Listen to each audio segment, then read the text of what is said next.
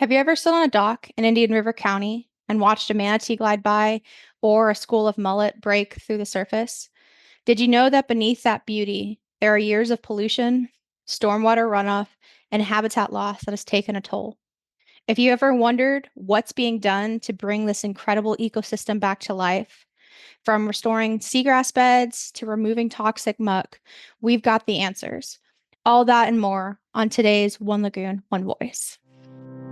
Hi, I'm Dwayne DeFries, Executive Director of the IRL Council and the Indian River Lagoon National Estuary Program. Welcome to our One Lagoon, One Voice podcast.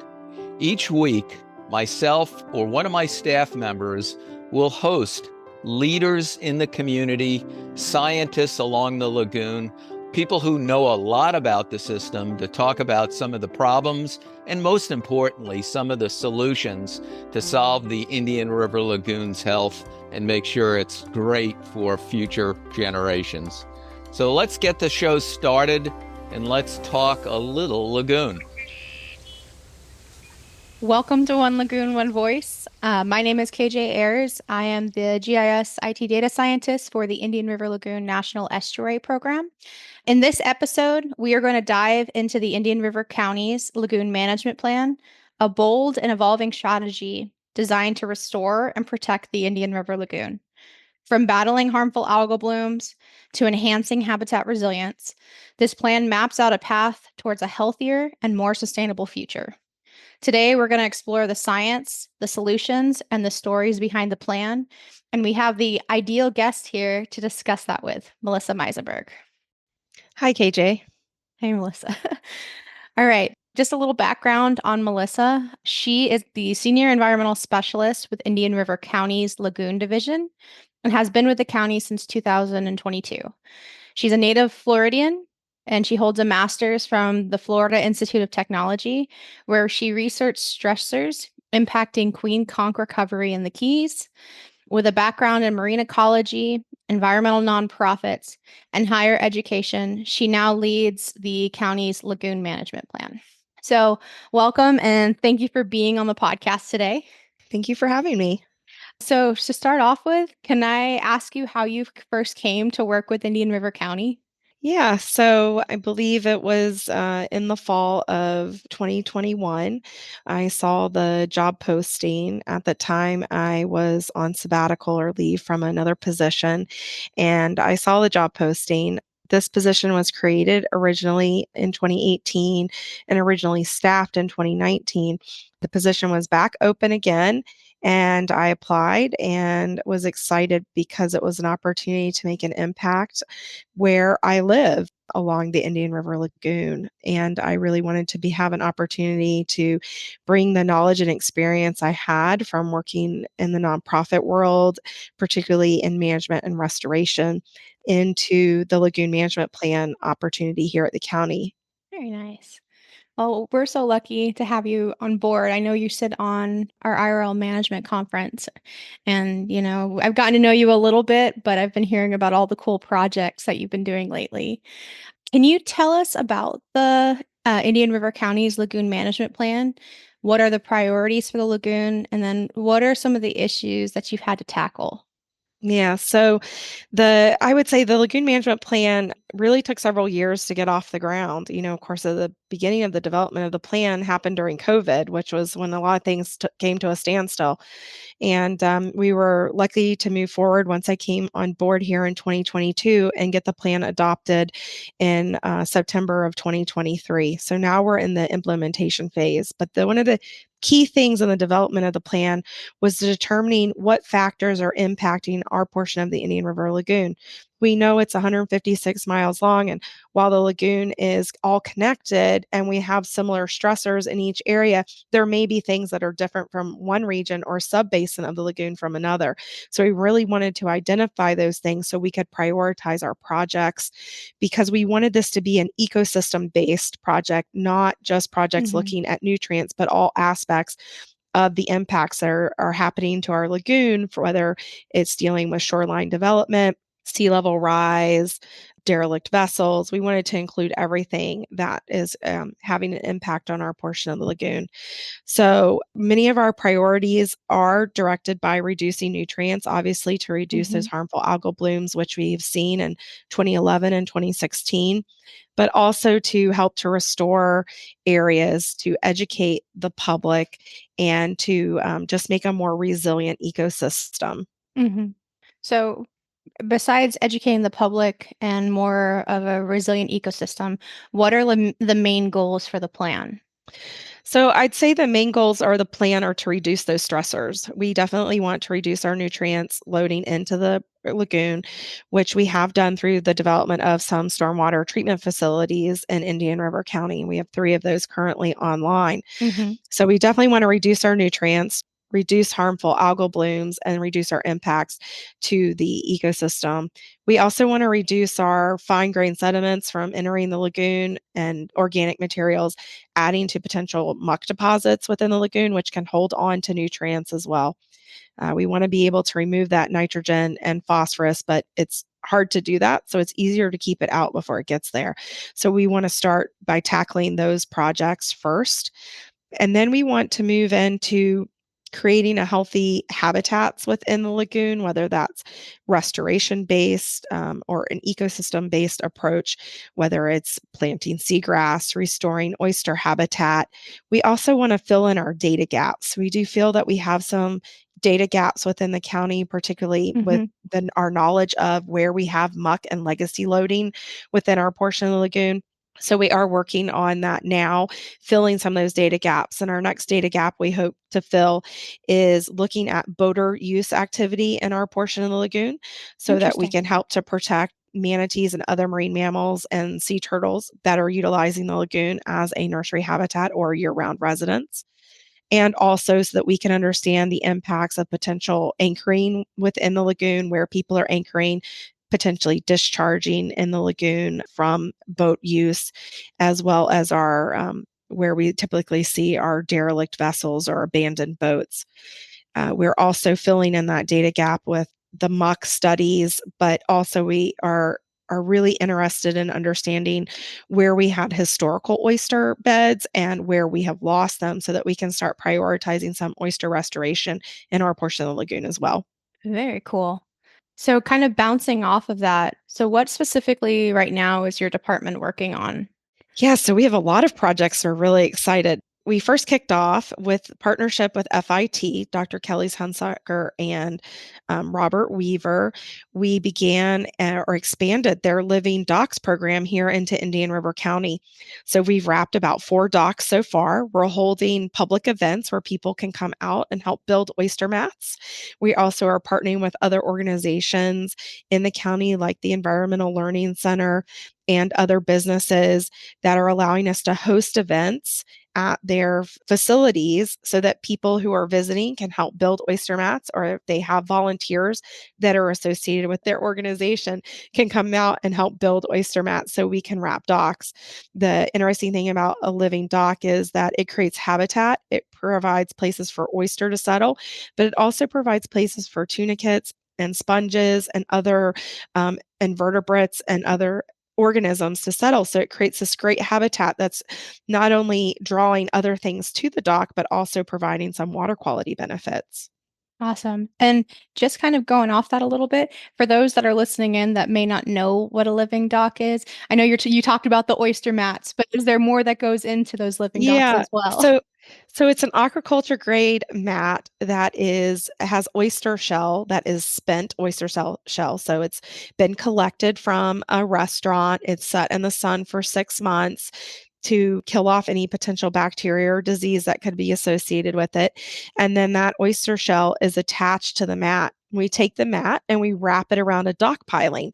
So dock pilings are generally just chemically treated wood. Sometimes they have plastic wrapping around them. And what we do is we come out and give a place for oysters to settle with on that piling by wrapping it.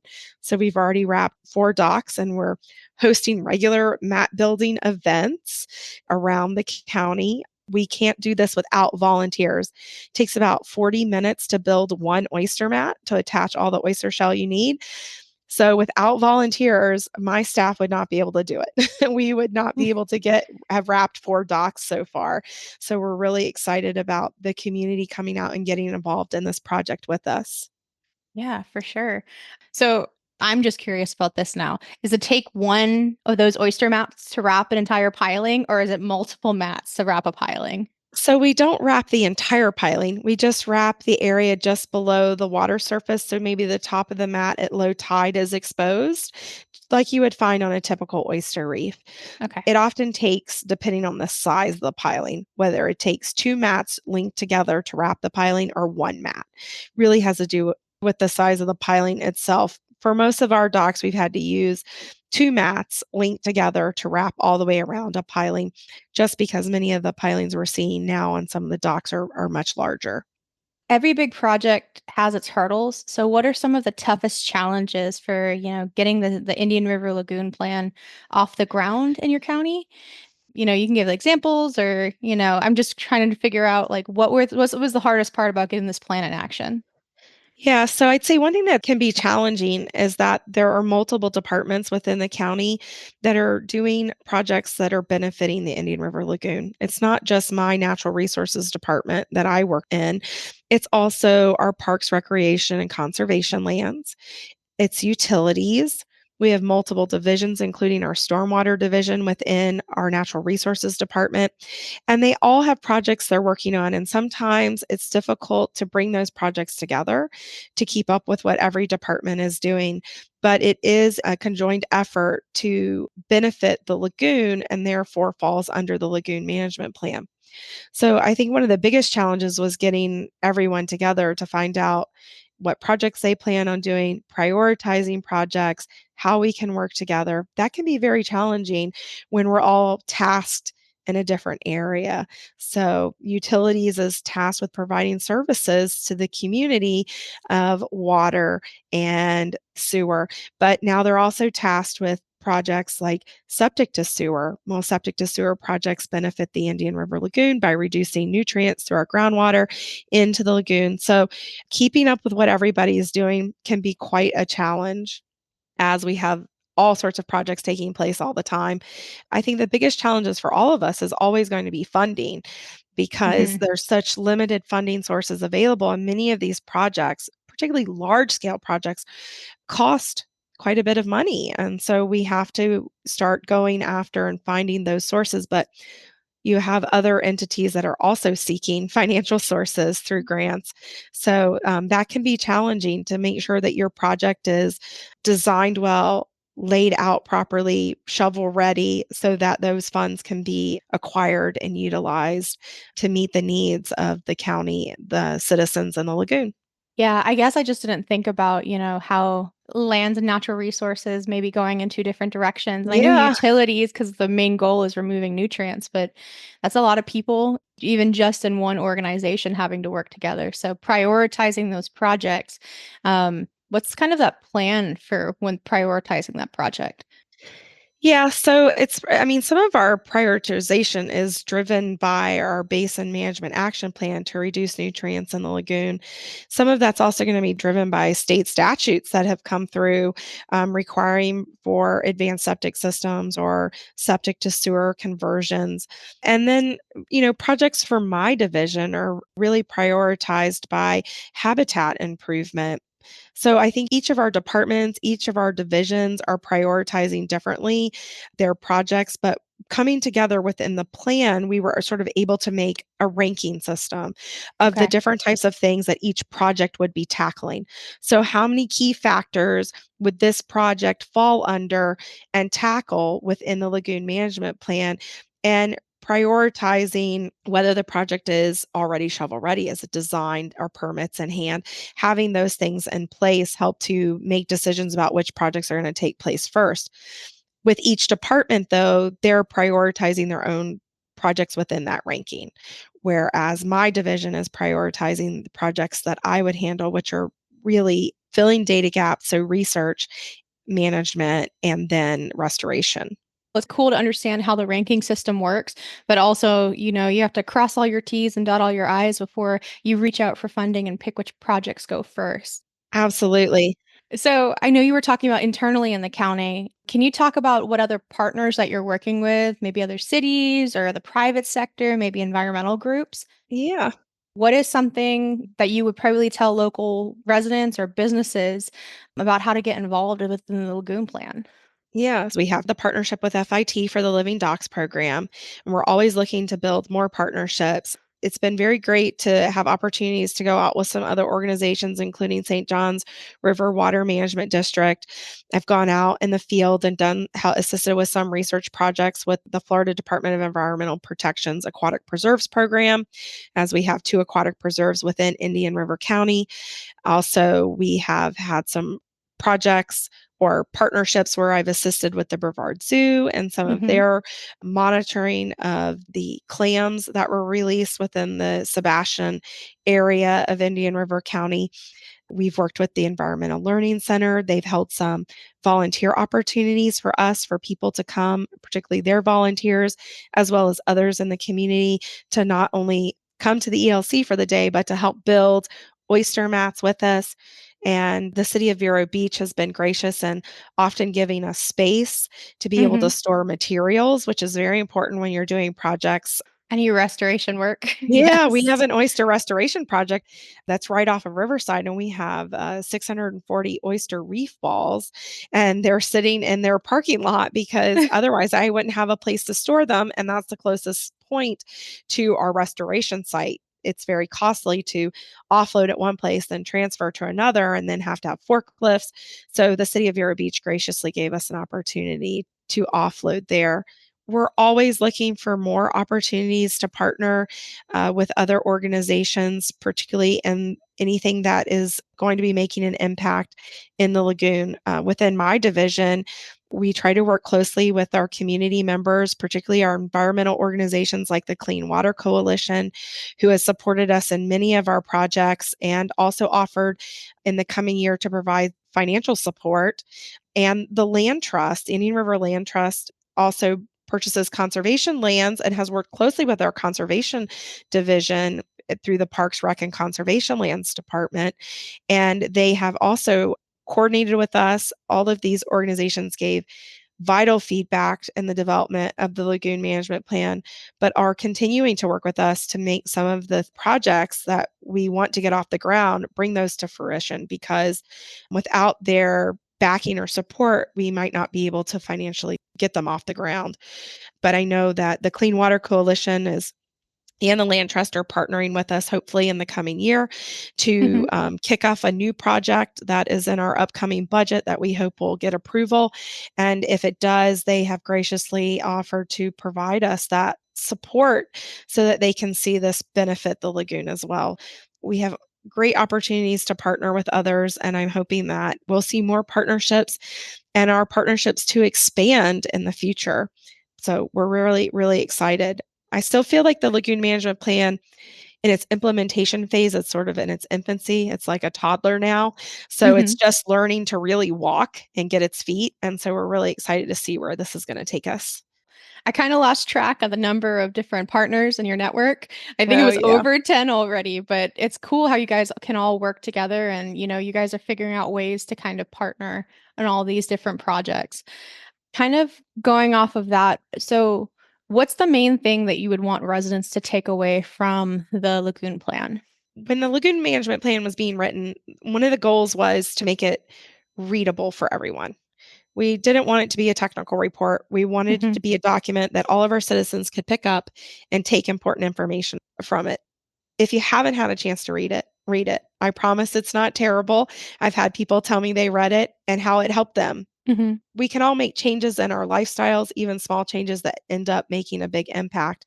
But reading and understanding what the county is doing, our projects, how we're prioritizing those is very important so that citizens know all the things that we are trying to do, our goals for the future, and what we hope to do so that we can all come together and reduce our impacts on the lagoon. I think that's important for our citizens to be aware of.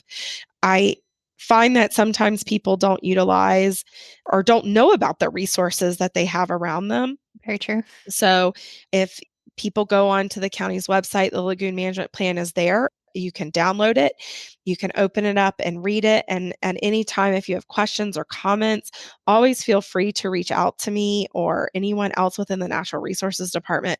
We're happy to talk about it and share ideas. We have citizens come to us with ideas all the time, and sometimes they're great ideas, and sometimes they're probably harder for us to get off the ground right away, but it's everyday citizens that can really make a difference. And I think there are a lot of people out there that have great ideas about what we could do to help the lagoon. And I think that they just need to share them with us. So anybody who reads it and has a question or a comment and wants to come forward, feel free to reach out. We're always eager to work with our community members, work with our local organizations and our citizens, and get involved. Get involved by finding out what kind of volunteer opportunities, not just with the county, but with all of the organizations that are within Indian River County. And if you're listening to this and you're not within Indian River County, I mean, there's opportunities in every county along the lagoon with different organizations to get involved. Definitely take that opportunity to do it, because the connection of the lagoon, the history of the lagoon is so important. And once you learn more about it, you'll understand why we're all sort of here fighting for it. This is more of a personal question, and I think I know what you're going to say, but is there, I know you mentioned about the oyster mats, but is there another particular project or initiative that really gets you excited, that you're really excited to go out in the field and just be a part of it? And can you tell us more about it? Yes, we have two projects beyond the lagoon, the Living Docks program. We have an oyster restoration project that we're slowly building on, putting those oyster reef balls in, which I talked about. But right now, I'm really excited for the seagrass projects. This is an opportunity to do something, one, that I've never done before. I know about seagrass. These are things I learned in school. I can identify seagrass.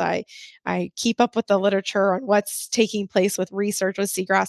I've never planted seagrass before. And Uh-huh. so, we've all been in the garden and planted plants, but the challenges with planting seagrass and the water is not something I anticipated. And, we've gone out a few times now. It's super exciting. It's a long day while you're out there. I have great admiration for the people who are providing the seagrass to us, Sea and Shoreline, and their staff who are out there from 8 a.m. to 4:30 p.m. every day. Wow.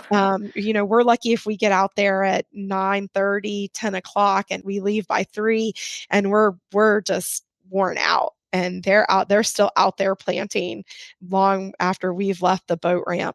So I'm really excited. I'm excited to see, one, we have not had a seagrass project of this magnitude within our area of the lagoon.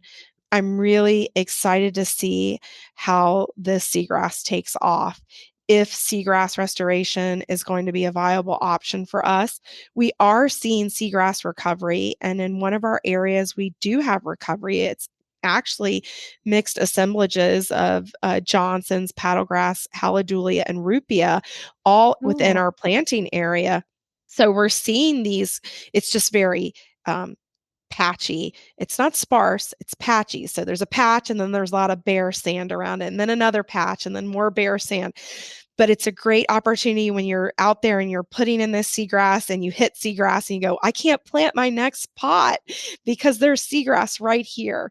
Hmm. So it's really exciting. And I can't wait till we start monitoring and seeing what this seagrass is doing, because I really think it's going to enhance recovery, because we know recovery is slow and we need to give it a little boost. And then hopefully, as we continue to get those nutrients down, keep them down, Hmm. we'll see greater recovery and see that seagrass take back off. And it's exciting because these are historical seagrass areas for our region, and to be able to replenish that seagrass and sort of kickstart it into gear, we're really excited about it. Can I ask you a few more questions about it? Absolutely. So for those that are listening in, I know where the spots are, but can you give about a general like acreage, or how many plants you're putting in, or how big it is? Because I don't think people realize how big these spots are.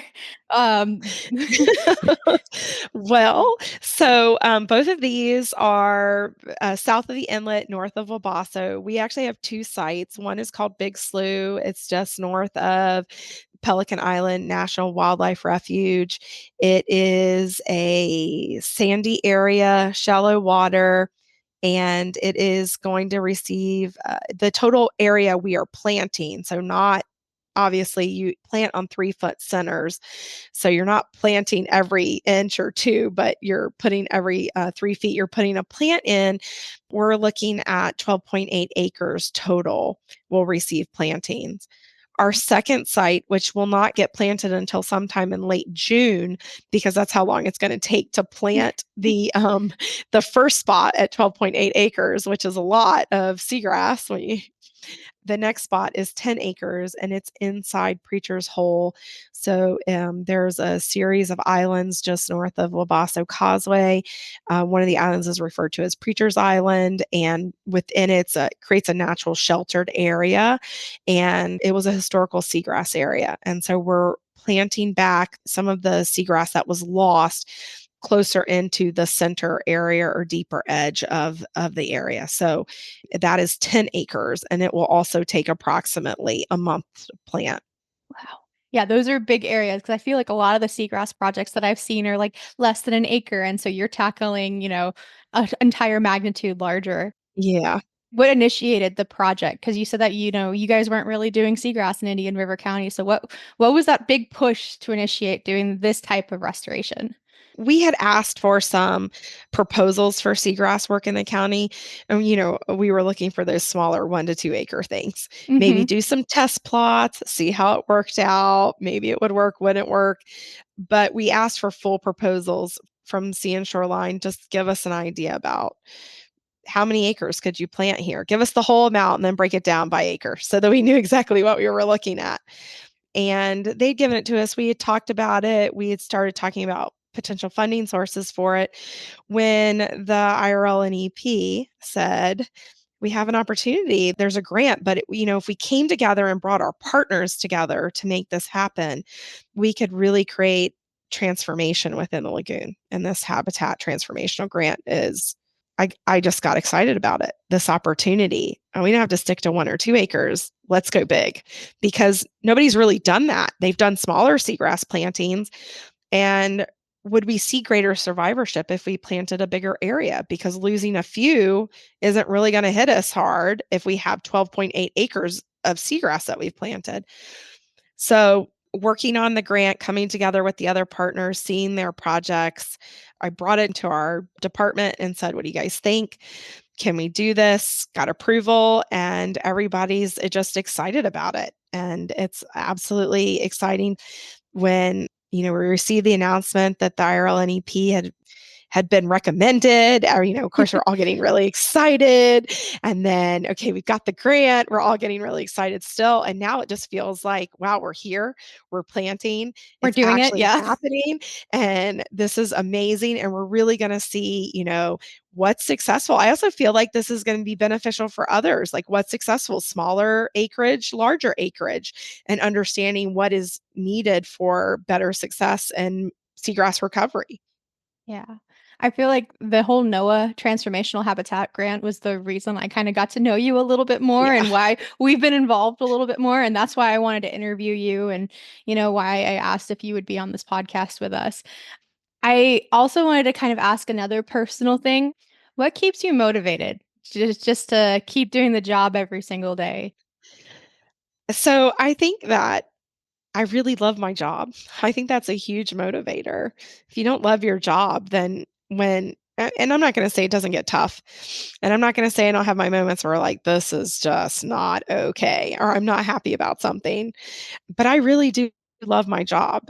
And I think one of the things that always keeps me motivated is, and it's probably sounds cliche, but I've always loved the environment. And I always knew that that was something I wanted to do. I knew I wanted to go to school to be a biologist. I knew I wanted to go to school to help reduce impacts on marine ecosystems and organisms. I knew I wanted to do this. And so now I'm doing it. And so I don't, even though I know it's not always easy and it's tough, and I do wake up at 5:30 every day thinking, oh, I have to get up. I don't want to do this. Not today. Or when you don't get the grant and you're really disappointed, that you didn't get chosen to write the full proposal or you didn't get the grant at all, those things can really hit you hard and you think, well, what am I doing wrong? But you have to love what you do, but you also have to love where you're doing it. And I think it was in grad school. I grew up in Florida. I grew up in Jacksonville. So I'm familiar with the intracoastal. It was a normal everyday thing. I was familiar with the St. Johns River. It was a normal thing I drove over regularly. But when I came here for grad school and I took a course with Dr. Turner, who's now, I believe, is retired from Mhm. FIT, I took a course with him about the natural history of the Indian River Lagoon. And it was a very labor intensive course. You created your own field guide. You went out all day in the field. It was hot because it's done over the summer. And I mean hot, and you're not always in the water. I really connected with the lagoon then. And I Okay. really saw all the changes that it had gone through historically, where it was, where it is, and just knew I live along the lagoon. It's part of my home community. And anything I feel that I do in my job, I'm benefiting myself as well. I'm benefiting my kids' future. I'm benefiting their opportunities to fish in the lagoon. And I want future generations to have the opportunities that generations before us had, where they'd go swimming in the lagoon, they'd go fishing, they'd go kayaking. I want them to enjoy it too.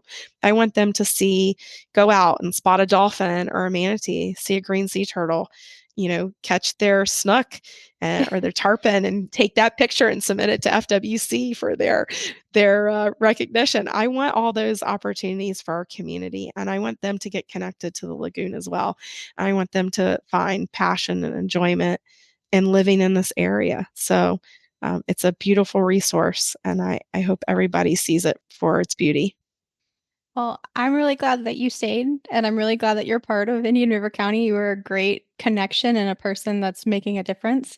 I don't know. I think it's really cool that you can talk about the future generations of what you want your kids and, other generations to see, because I feel like sometimes that gets lost in the fog sometimes. Like, everybody's so focused on what's happening right now, and keeping that mentality of you're trying to make it better for the future makes, it's what motivates me to do my job as well. So it's kind of cool to hear that you're saying that.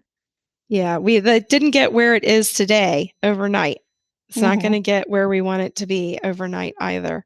So I definitely think we have to focus on the future, focus on what we can do now, and then make improvements for the future so that we can get it to where we want it to be again and improve, especially as more and more people moving to our areas because let's face it, Florida's lovely. It's warm. We don't have snow. We have these beautiful waterways, opportunities for recreation. And so people want to come here. They want to live here. And so we want those people who are coming to enjoy it, to love it, and have their future generations love it as well. If someone is listening and they want to help, what is the easiest way for them to get started, even if they don't know anything about the lagoon?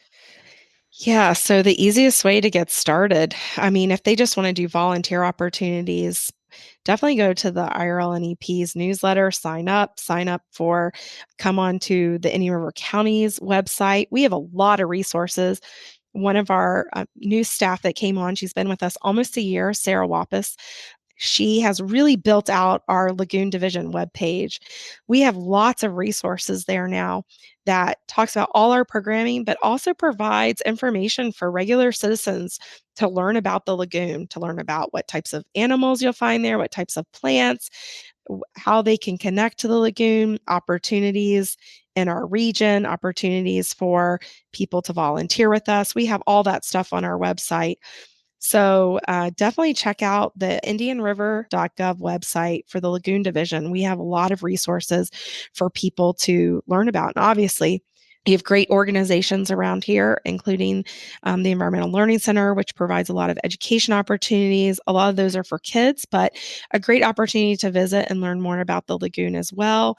Mhm. And if you just want to get out on the water and you don't have a kayak, rent a kayak, go out. Go to a Basso Causeway and wade, or go fishing along A1A just south of the inlet. There are definitely opportunities to connect to the Indian River Lagoon and view it.